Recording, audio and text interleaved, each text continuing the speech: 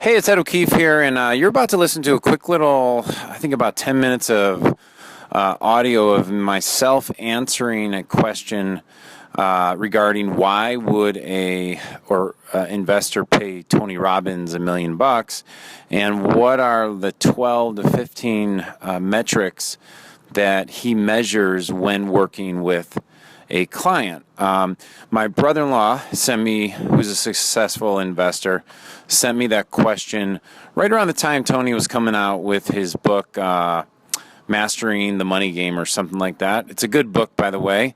It was some great fundamentals. Tony always comes out with good stuff, and years ago when I was, I think, 23, 24, I went to my first Tony Robbins seminar.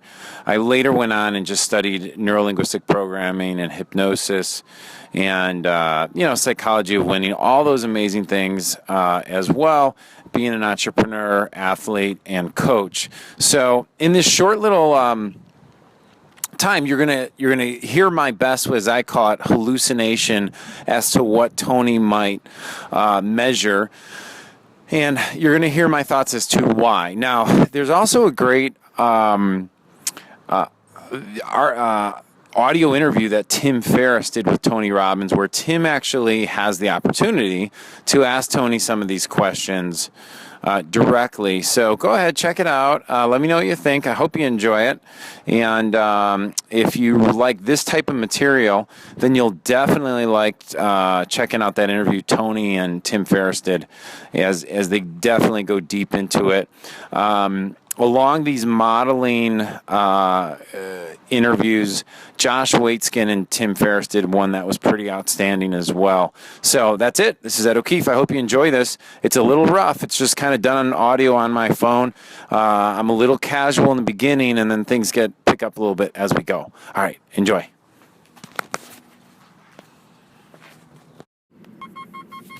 Hey, Raj. How are you, buddy? Got your email. And, so I thought about it a little bit. It's actually an interesting exercise to try and figure out what he might be having him measure.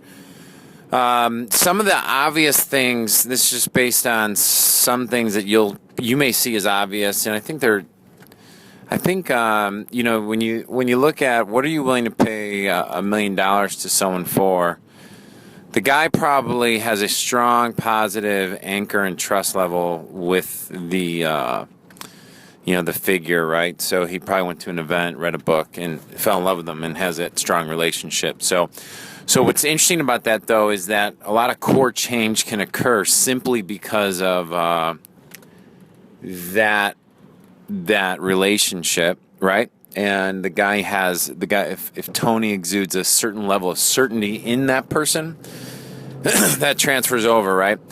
And so here's what I'm hallucinating Tony might have him do. The first thing he would probably have him do is go through a process where he looks 5 years out, does the whole where do you want to be in 5 years, and runs him through the 6 human needs. So Tony's 6 human needs, based on, it's a rework of Maslow's hierarchy, are certainty, uncertainty. I think I know there's contribution. I know variety is one of the human needs. There's a few others there that I haven't studied in a long time, but it's kind of, they're like yin and yangs, right? So if you know your daily routine and you do the same daily routine every day, the problem is your spirit's not fulfilled because you don't have any variety.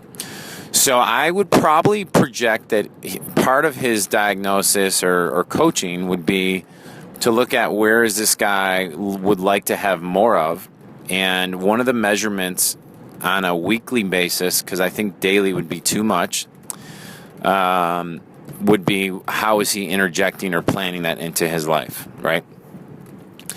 And that would create the whole contribution sense of fulfillment.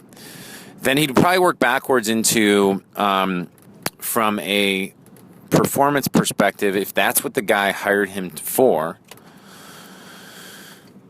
what were all the environmental situations, the mental situation, or like the questions that he was asking, the emotional states he was putting himself into unconsciously, or probably unconsciously, for him to be performing at his best. And so what he'd probably look at is, what was your ideal day, ideal week, ideal month, and he'd probably go deep on it. Like he'd probably say, what questions were you asking? And he'd look for like operating questions that drive this guy's performance. And I really think he'd go from the questions, and he'd probably create a set of 5 to 7 questions that the guy asks daily when he wakes up, does his morning routine. Tony probably has him getting in kind of like a peak state physiology, and then, doing a couple affirmations, and then asking questions to redirect his focused brain in the direction.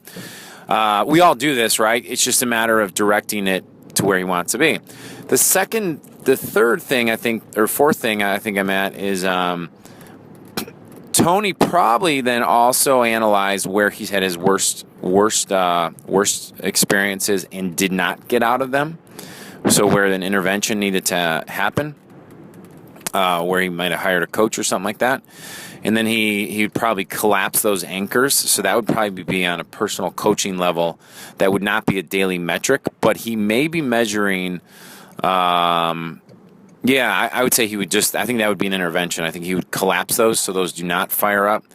And he would create internal strategies to design it so that when the guy does start to go into a negative pattern, there's a way to get himself out of it, et cetera, et cetera. So the other basic things, I think he would measure how many hours are you performing in this peak flow state. So, for example, if we need to get 2 solid hours a day, 3 solid hours a day, 4 solid hours a day, and that's the target, the guy probably has a measurement of that in some way. So that would be a measurement. I think I would say, how do we block out everything so that we create and isolate you in this environment and in this mindset for you to perform at the highest level? What directly affects those things? Hours of sleep. I bet you he's measuring how long the guy's sleeping. I bet he's measuring alcohol consumption, or if there's any other vices that the guy has. I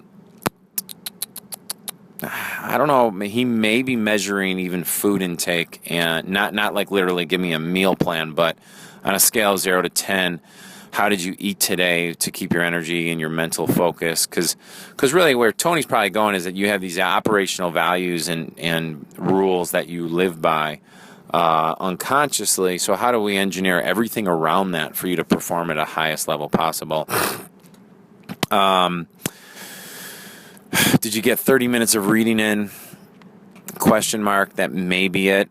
But I bet you he identified when he says 12 to 15, I think that's kind of exaggeration math.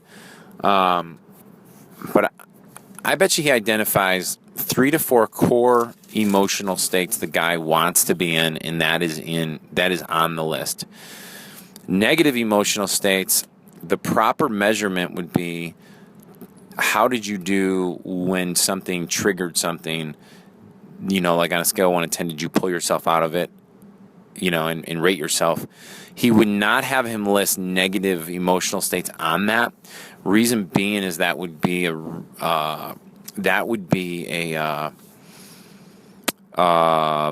what do you call it? It would just be a daily reminder of what not to do.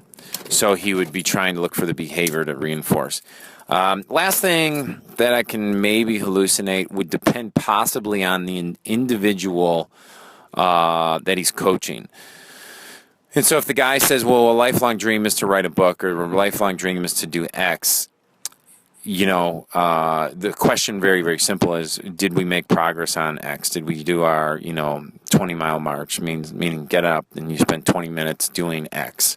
And so once you get that checklist, then I think you would come to your client and say, Do we agree on this? Does this feel right? How does this go? And I think that would be like silly putty or like Play-Doh putty or whatever you want to call it, where it's an evolving scorecard based on the results the guy's getting. And more importantly, because I've done a lot of this stuff like where, you set out on the goals and they create all these rules. Tony's stuff can get very too arduous where you're working too hard to just live.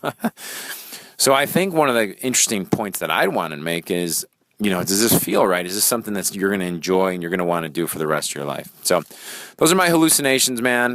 Would be curious what your hallucinations would be as well. On the business front, obviously, I think, especially when you're coaching guys that you don't know, you can't coach their craft. Like, so for me, if I was going to say, like, but I think the question I would ask is what's the one thing, what's the 1 to 2 metrics that you want to be looking at daily, and that would give me enough sense that we're making improvement in performance and stuff like that. So that could be, for a business, it could be number of sales, new sales, it could be it could be net profit daily, something like that. But they'd probably have a way to quantify or qualitatively say emotional net profit, and literal net profit. So, all right, buddy. Hope that helps. Talk to you later. Bye-bye. All right, it's Ed again. I hope you enjoyed it. Obviously, there's some bits and pieces left out. If I had more time, and as I was saying before, I went off a very casual question there. The whole article is listed on my blog, which you can check out. Also, definitely check out Tim's interview of Tony. I thought it was one of the more compelling ones out of all the ones he did during his book promotion, simply because I think what Tim does very, very well is Tim really likes to map out and pull out patterns. So it's really funny. So I'm modeling patterns off of Tony. Tony models patterns off of people and shares it, and then Tim was asking him his own personal modeling strategies. So you have a lot of high-level guys asking great questions to do that. Now, also, please check us out at inspiredwear.com. That's inspiredwear.com. That's one of my own clothing line companies, athletic casual apparel, with the mission of transforming the world one T-shirt at a time. We have more than just T-shirts. We have yoga pants, shorts, CrossFit gear, Zumba gear, anything you like, you boot camp fanatics and Beachbody nut balls. Please check it out. We have great specials going on all the time. At the time I'm recording this, we are giving away a free T-shirt.